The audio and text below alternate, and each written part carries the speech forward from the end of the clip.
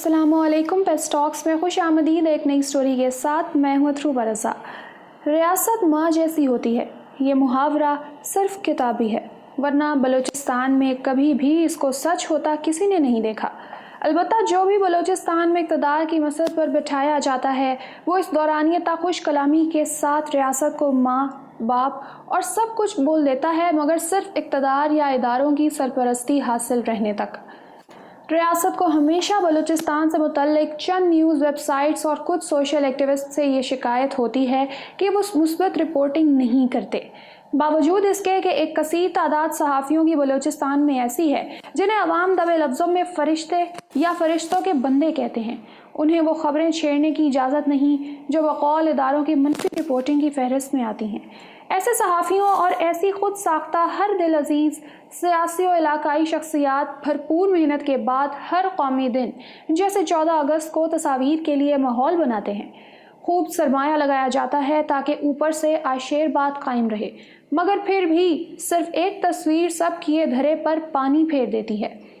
یہ تصویر ہے حیات بلوچ کی، جو اپنے بوڑھے ماں باپ کے درمیان خون میں لت پت لاش بنا ہوا ہے۔ بوڑھی ماں ہاتھ اوپر اٹھائے اپنی بے بسی پر ماتم کر رہی ہے، جبکہ بوڑھا باپ ہاتھ سر پر رکھے اپنے بڑھاپے کے سرمائے کو 8 گولیوں میں لوٹتے دیکھ کر ساکت ہو چکا ہے۔ حیات بلوچ کی یہ تصویر کسی بھی صورت شیئر کرنے کے قابل نہیں، نہ ہی صحافتی اقدار اس کی اجازت دیتے ہیں اور نہ ہی انسانی احساسات۔ مگر کیا لاپتہ حسام اور حزب اللہ کی بہن کے آنسوؤں پر کسی کو یقین ہوا کہ کس طرح ان کی آنکھوں کے سامنے ان کے بھائیوں کو بے رحمی سے گھسیٹ کر اٹھایا گیا؟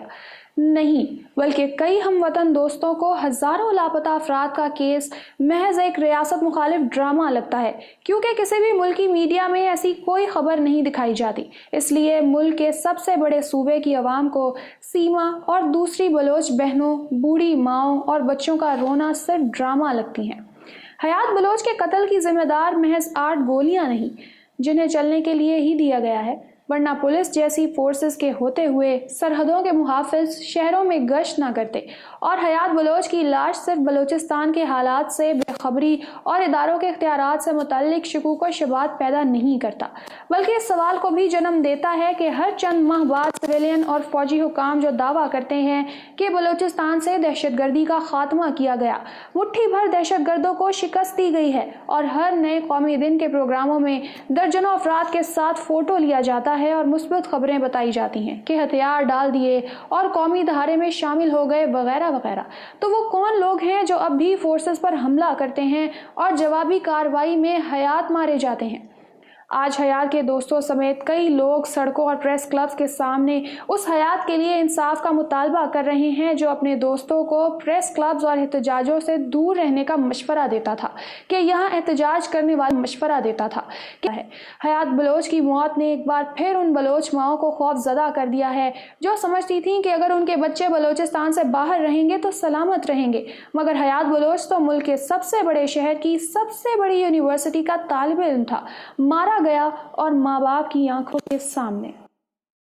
آج بلوچستان کے وزیر خزانہ نے اس اہلکار کے لیے لفظ درندہ صفت استعمال کیا جس کی گولی سے حیات مارا گیا۔ اس لفظ کے استعمال کے لیے پتہ نہیں وزیر صاحب کو کہاں کہاں سے کتنی اجازتیں لینی پڑی ہوں گی، مگر بلوچستان سے متعلق ہر ظلم جو چھپ نہیں سکتا اسے کسی نہ کسی طرح تھوڑا ہی صحیح تسلیم تو کر لیا جاتا ہے، مگر ختم نہیں۔ نواز شریف صاحب جب پی حکومت کے وقت اپوزیشن میں تھے تو بلوچستان کے دورے پر فورسز کو نکالنے کا مطالبہ کر رہے تھے، مگر جب حکومت ملی تو خاموشی عبادت ہے سمجھ کر بھول گئے۔ اب آئندہ کے لیے یہ بات اگر طے ہے کہ بلوچستان آنے والی کئی سالوں تک ایسا ہی رہے گا، تو کم از کم اس تاثر کو جو بلوچستان میں پایا جاتا ہے کہ فورسز کو بلوچستان میں بھیج کر یہ کہا جاتا ہے کہ یہاں کافر غیر ملکی ایجنٹ رہتے ہیں اور ہر بلوچ BLA کا بندہ ہے، انہیں اتنا سمجھایا جائے کہ اپنی حفاظت ایسے کریں کہ کوئی حیات درمیان میں ناحق نہ مارا جائے، اور ایسے نفسیاتی مراکز بلوچستان میں بنائے جائیں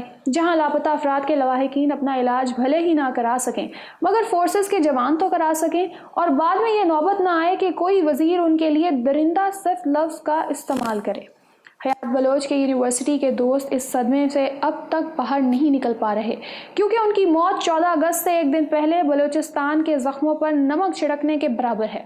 हयात की एक दोस्त जिनका ताल्लुक गवादर से है, वो भी जामे कराची से एमफिल कर रही हैं। वो एक माँ हैं और उन्हें आज अपनी फ़िक्र कम और अपने बच्चों की फ़िक्र ज़्यादा परेशान कर रही है। वो कराची प्रेस क्लब में सवाल करती हैं कि क्या बलूचिस्तान की माएँ अपने बच्चों को इसलिए पैदा करती हैं कि एक दिन उनकी तस्वीर के नीचे कोई कमेंट करे कि अल्लाह शहीद को जन्नत नसीब करे। हयात के कत्ल से अब एक बेचैनी बलूचिस्तान में मज़ीद शिद्दत इख्तियार कर गई है, जो हर एहतजाजी पोस्टर पर लिखा मिलता है कि हयात बलोच के बाद किसका नंबर है।